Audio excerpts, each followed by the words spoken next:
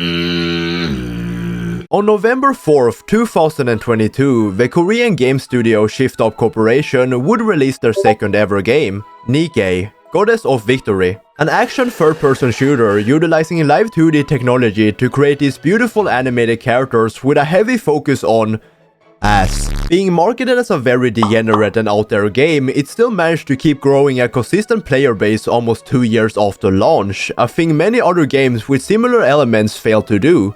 So what made this game different? What made it able to become one of the highest grossing gacha games ever, competing with the likes of H0RNIEST and Fate Grand Order? What made it stand out? To figure this out, we need to go back to April 4th, 2019. H0RNIEST would release their first teaser for their new horny action shooter. Only fully rendered gameplay was shown, but with the high quality character art and rigging, many would put this on their radar. Over 1 year later, we got more extensive gameplay as well as a quick peek on the UI. Even if it wasn't close to the quality we got at release, there were almost only positive feedback.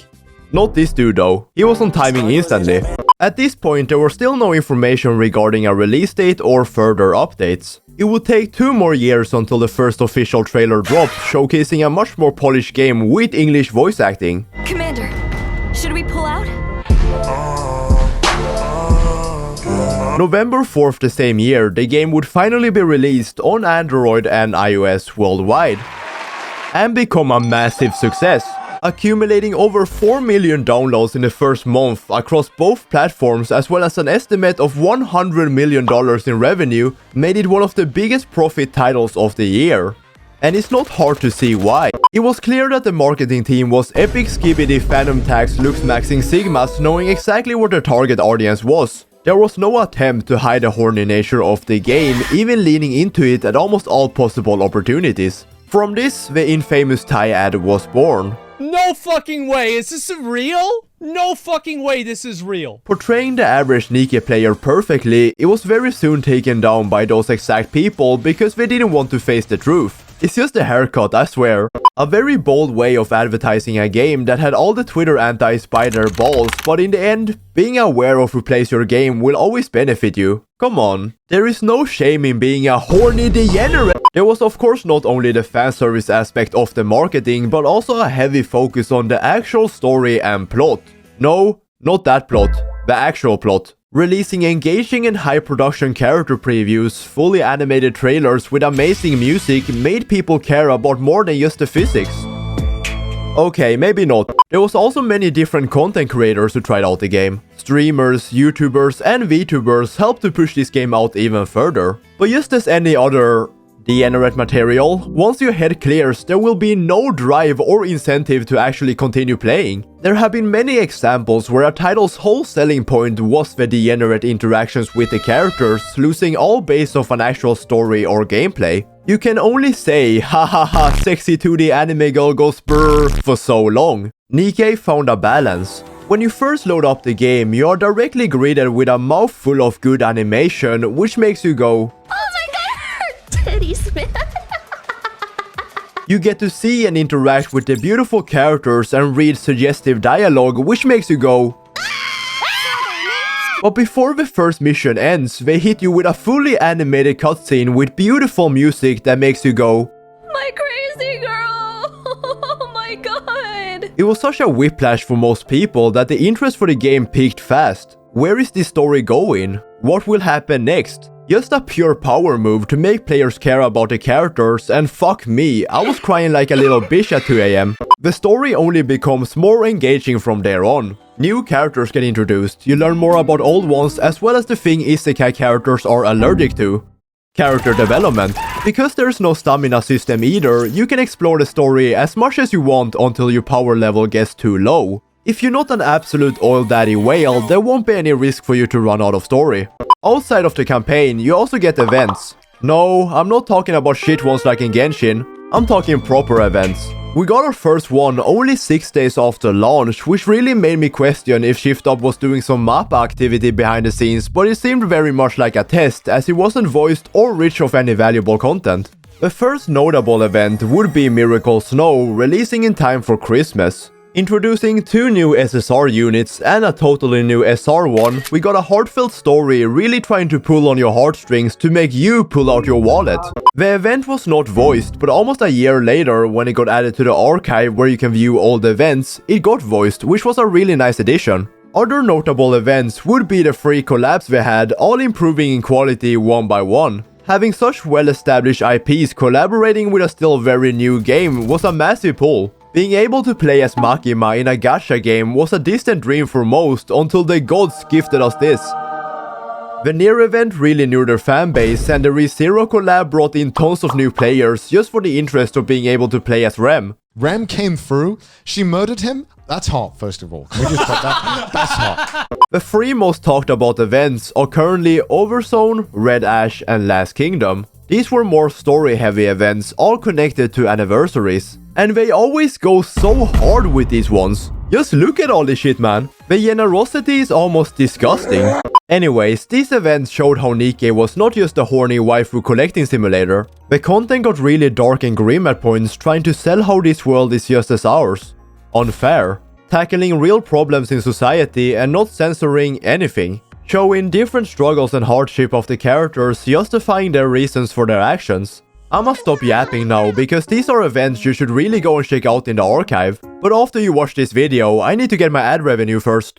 Nikke's revolutionary one-handed gameplay is your average third-person team-building shooter. You put together a team of 5 units which all have different abilities. These are called burst skills. You need at least one of each in a team to be able to activate full burst, which grants the most damage. While bursting...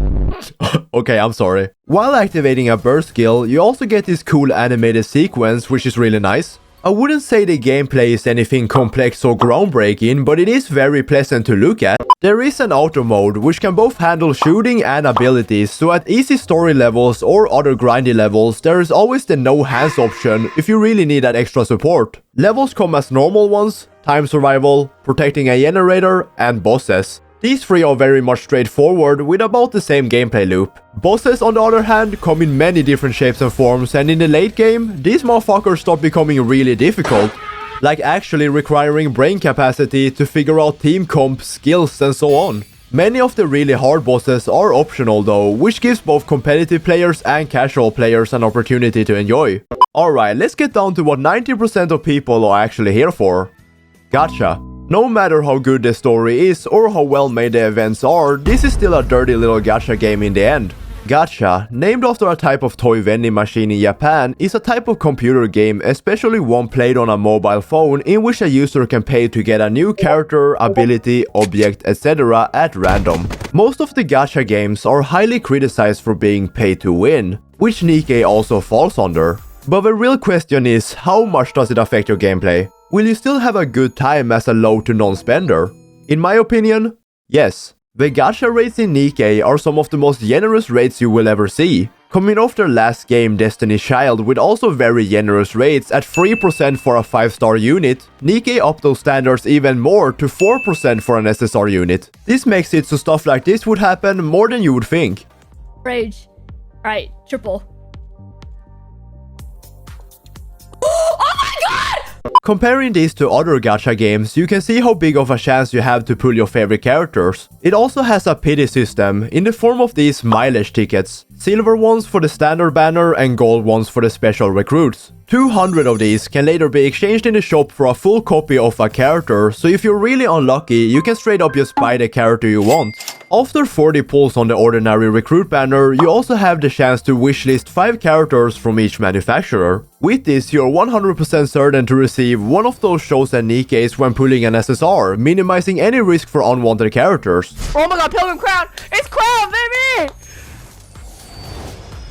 It's not Crown, I'm gonna kill myself. Remember, gambling is only bad if there aren't any cute anime girls. Come on, come on.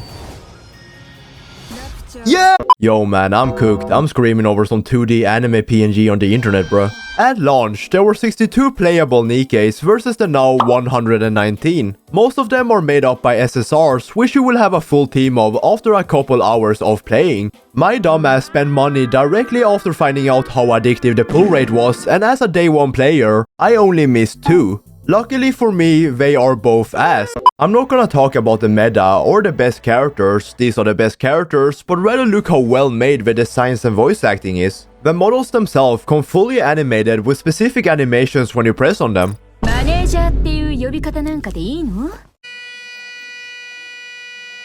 I have had the pleasure to play this game in all available languages, switching between them depending on my mood, and I can say with confidence that all the voices fits the characters very well. Even if they might not sound alike, it never feels off or awkward. I'm not here to see you. And I'm not here because I miss you either.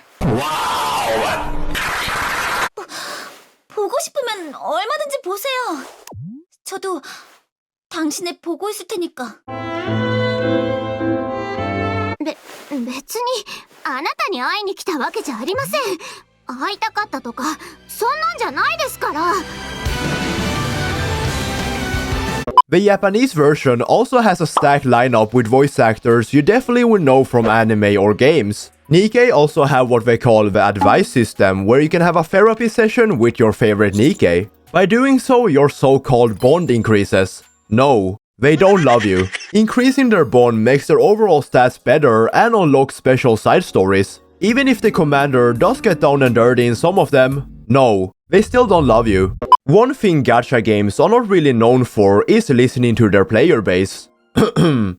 Genshin, most voices go unheard and ranting about certain aspects almost become memes because they know it won't be fixed. Shift Up, on the other hand, really values the players' opinions and try to make corresponding changes to please as many as possible. There is a survey every month which you receive a small reward for taking, and this is something you feel might actually have an effect and not just adding another drop into the ocean. Congratulations, the first time anyone will actually listen to you. The first instance of this in action was during the Chainsaw Man collab event, where Makima was released with a coat covering her whole bakery. A design choice many players voiced their dislike towards, and not even a week later they added a free version to take it off.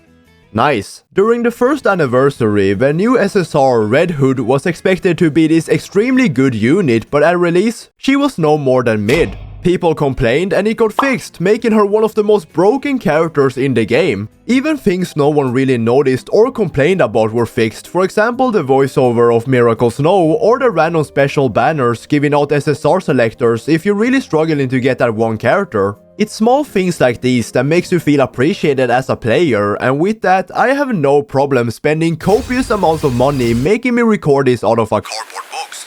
If you don't want to believe a man who talks about anime titties on YouTube, that's fair, so I invited a man who you should believe. Pseychie. Hello there, this is Pseychie, just responding to some of Discord user Sani's questions regarding Nikke. The question I'm about to answer today is, first, what do you think is the main factor that led to Nikke's success? I would say something that immediately stands out is the way that Nikke is able to do specific things better than other competition out there. There's just so many gachas that release these days, you really need some way to stand out, and some way to retain players, so they don't just leave after trying the game. I would say the way Nikke was originally marketed was pretty shameless with all the fan service elements, so much that I got memed a lot about. But at the end of the day, this still got a lot of people trying out the game, and the launch was a huge success with like 20 million in the same month or something like that.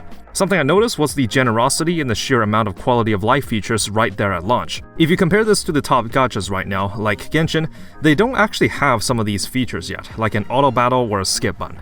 It really made it feel like the game was respecting your time. It's weird because you can whale so much in Nikke with the amount of microtransactions thrown at you, but at the same time, both casuals and whales are happy with what they have. It's this weird balance where the game can be played by free-to-plays, but gives enough reason for whales to chase the leaderboard. Over the last year or so, the game has been extremely consistent with the content updates and the events, including endgame content that, again, gives whales reason to keep throwing money at the game. Now, something I would like to see is the buffs to lesser used units. There's so many colorful characters in the game that just don't get used, since there's a pretty big power gap between them and the units that are actually meta. All they realistically have to do is to keep up the amount of player appreciation and goodwill. As long as they don't make a decision so out of touch or greedy, I can easily see the game continuing for many years to come at this rate. Thank you so much for being a part of this video. Pseychie does all gacha game related content and helpful guides to Nikke. All his links will be in the description. If you're still not convinced, I only have one more thing to show you. Lord have mercy. Glad to have you on board. Hello guys, Sonny is a stupid motherfucker who forgot to record an outro, so here I am. I hope you enjoyed the video and don't forget to join the Discord. Goodbye.